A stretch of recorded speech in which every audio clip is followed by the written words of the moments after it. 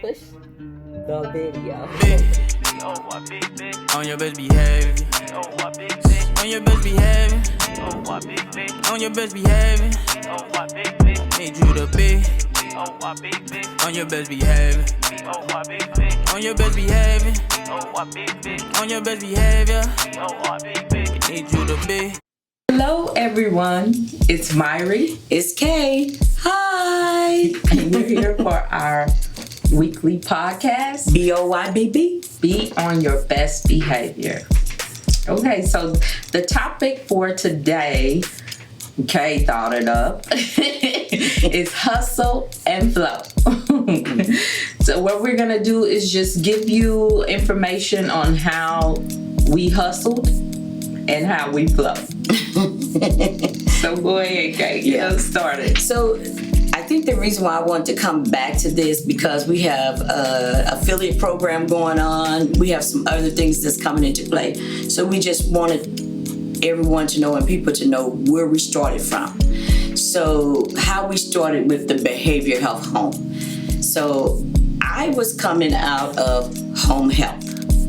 So that's I had been doing home health since I've got here, since we've arrived. Explain what home health is. Okay, since we arrived in Arizona. So home health, what I was doing is I owned a home health company that does skilled care. Skilled care, we provide nurses, home health aid, physical therapy, occupational therapy, speech therapy, and life in a clinical social worker. We were provided those people to go out and visit people in their home. So that is home health. And home health became a little bit too much because everything fell back on me. I think I probably mentioned in a couple of podcasts that how since I have a team, it's more well-rounded and everything just don't fall back on me. And so at that point, I was just making a decision because I went into it with my husband, and my husband, Ebenezer, he still worked outside of the home health full-time, which made everything fall on me. So after my 3 years, because it's required by Medicare that you hold on to your home health license for 3 years, I decided to do something else. But in that decision, I didn't know what we was going to do something else. I did not want to go back and work. People say corporate America, so maybe I should say clinical America. I don't know, or hospital. I didn't want to have to go back into that type of environment because I am an entrepreneur and I always want to work for myself. So that's my background. All right, Myrrie. So I was doing an assisted living home, and I was also working merchant services, so sales for Wells Fargo. And the assisted living home was not working for me. I'll just put it, I have a very soft heart, and my partner had a very soft heart, and we ended up not making money. It wasn't money that you would want to tell somebody you made. I'll put it that way. And so I ended up leaving the sales once Kay got the home health set up. And so I was her biller for home health, and then I was doing the assisted living. And I just started having people pass away in my home. And then my sister came and she passed away in my home. And then my first client that I ever got, she passed away, and then I was done.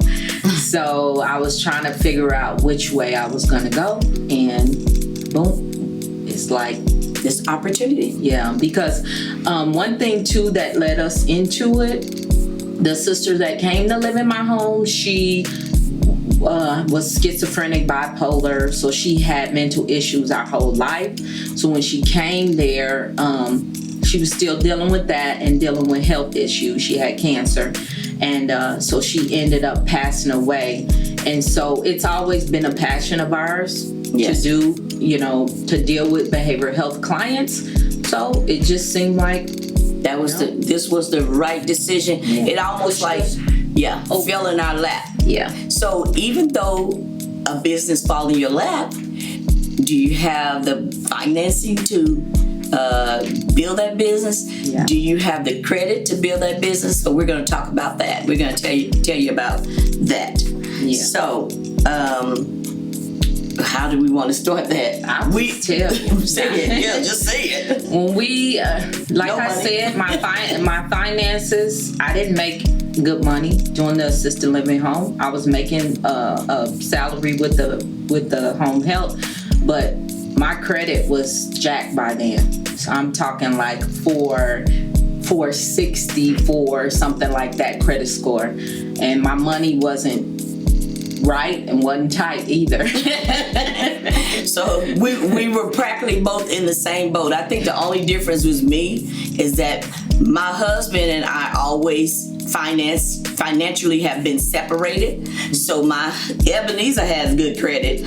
I didn't have good credit. Yeah. I still don't have that good of credit, but I'm working on it. Yeah. Finance, money too. We didn't have money. Yeah. So that's where that hustle came in. That hustle mentality had to come in if we wanted to pull this together, because we knew that this would be a money maker. The only thing was how was we gonna get there? That was our issue. So one thing we did was we made some crackhead deals. Basically. So if you, I hope that don't offend anybody, but that's what we did. We made crackhead deals to get us some money and get this business off the ground. Yeah, so we took money from people. Well, don't say we took it like we went and robbed them or something, but we overpromised and overdelivered basically, but Yes.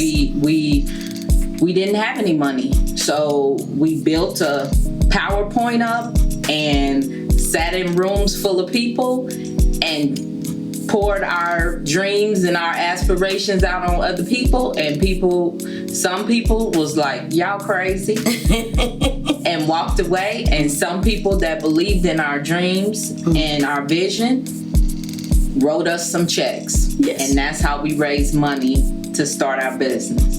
And the one thing I will tell you with us is because people had also seen that when we said we were going to do something, we did it. Yeah. You know, like Myrrie said she was going to open up the assisted living home. She did it. Yeah. I said I was going to open up the home health. I did it. So those people had seen that, yeah, these girls, they do what they say. They might not have been got rich off of it, but they actually did it. Yeah. And there's a lot of people out there that say, oh, I want to do this, or I'm gonna do this, and they don't do it. So we had already had a uniform store. We had already did home health. We had already did assisted living, and there's other things that we had tapped into. And so they saw, oh, okay, so they're gonna do it regardless. Yeah. And that's what we would tell people. It's gonna happen regardless if you buy into it or not. So you can make money with us, or you can get left in the dust. And there was a lot of people that got left in the dust. Yeah. I think about when I was doing the home health, I had a little side hustle. I called it Go-To Nurse. And I brought another RN in with me, and he invested in us because when we would go out and do starter cares, I think he was charging $125 for a starter care. I said, no, buddy, I was charging $250. So when I brought it to him, no, we're gonna charge $250 for starter care. He was like, for real? I said, yes. So people were hiring us and they were paying us $250. So he's seen that we had that hustle or that go-getter, that mentality. So, and he was one of our investors that invested in us. Yeah. So we're gonna give y'all some dates and some numbers to tell y'all where we came from, because it wasn't easy. People are seeing us on this side where we got a little money, we got we can travel, we can kind of loosen our belt a little bit and don't have to tighten it. But I'm telling you, we came through some times. Yeah. Because we put in sweat equity. That's about what we did. Right. Because we didn't have the money, so we had to put in the sweat equity. Yeah. Okay, so go introduce them to these numbers. Well, basically, we started the business as far as on paper in March of 2017. Got everything together, brought in a couple of partners. Like I said, sat in front of people, got some investors and things like that. we did not actually find a home because, like I said, our credit was bad. Our husband's credit was okay, but the thing about it is we were doing this on our own. Yes. So we couldn't use them to, sign up for a house or whatever for our business. So what we did was we rented a home. We rented a home, and the woman said that she would rent it to us for twice what the normal rent was. That was $2,500. We were paying for a $1,250 house. I think that was our first crackhead deal. Yeah. And she wanted $10,000 down. So we came up with that $10,000, and we had to pay her $12,500 to get the keys. We did it. Yep. That was in October when we assumed the house. We did not get our first client until February of 2018. So remember, we started the business in March 2017. We went through, we hustled, we tried to find houses, we tried to make deals, we tried to find somewhere to put this, organization we were gonna build. We did that in October, so that's 6 months. 7 months. Then we didn't get our first client until February. So it took us another 5 months. We didn't get our first reimbursement until April of 2018. So we had to pay for people to live in the house. We had to pay for employees. We had to pay for food. We had to pay utilities. We had to pay on an extra house that we was not living in until we got that reimbursement. We had to do repairs in the house. Yeah. Right. Because we really redid the house, painted it because the house wasn't up to par to have people in it. So we had to do that. That was a part of our lease with her. And then we got our first payment in April. Now, all this time, we're working in this business from March of 2017. We did not receive our first paycheck from the business until May of 2018. And let me tell you what our first paycheck was. Ooh, tell her. It was $1,000 a piece. So we had worked from March 2017, basically, all the way up till May of 2018. Our first checks was $1,000, and we were so excited. We was because excited. The thing is, this whole time, we was putting investors' money and our own money into the business. So to see something come out and like, oh my God, this is our first check. All this time we're out marketing, we're renting hotels, we're driving all over Arizona, trying to get in front of people, being introduced to people, buying lunch for people, going and meeting with case managers. This is before we even had a client. When we got a client, when we got a client, we had to pay the employee when we weren't working in the house. So we were paying people to work in the house because there were other things that we had to do. So it was just a lot. It was just so when that song say started from the bottom, now we here, we can be a testimony to that. So with us doing, like she said, the affiliate program, we have to explain to people, you're not paying for what you see now. You're paying from March 2017 and all the knowledge, connections, and things that we have put in place. That's what you're paying for. Yeah. So the reason why I wanted to go back to this, because we do have some of people that want to be affiliates watching us, and they think that we're charging too much or whatever. They don't know our story. Yeah. They don't know our story. And most of our affiliates, when they're coming in, they're getting reimbursed in 30 days to 45 days. Yeah. And here we are, we didn't work ourselves. So they don't know our story. So we want people to know our story. We're not just pulling a number out of our hat of this is what we charge. We have the numbers. Yes. That's one thing. I might not put it in right. I may not do it right. But every single dime that is brought into and spent in this business, I have kept track of. That's right. So and then even with our business now, we've worked out kinks and bugs and things of that nature that they don't have to do. Yeah. We did updated what I want to say, job descriptions. Yeah. We worked out, streamlined. When our affiliates come in, they don't have to go out and market a year to get residents. Guess what? We're already connected. We've already connected. So they're getting residents straight into their home. So that's some of the things. Right now with our affiliates, they don't even have to find employees for 90 days. If you know what you have to go through to hire people in Arizona. Yeah. That's a whole story in itself. Yeah. But so we just wanted to show people not only do you gotta hustle, I mean you have to hustle if you want your business to grow. If you want your business to make money. So right now they keep calling us millionaires. We're not millionaires, our business is. Right. But we're getting there. We're getting there, but because everybody keep speaking it on us. Yeah. Somebody said yesterday, he was riding in the car with us, that like, man, let me call you back. I'm riding in the car with some millionaires.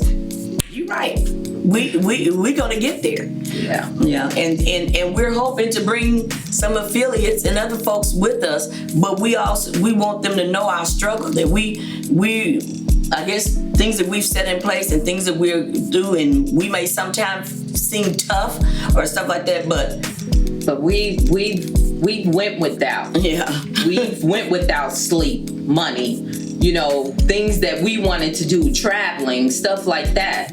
We went without so that now we don't have to go without. That's right. So we just wanted you guys to know, the struggle is real.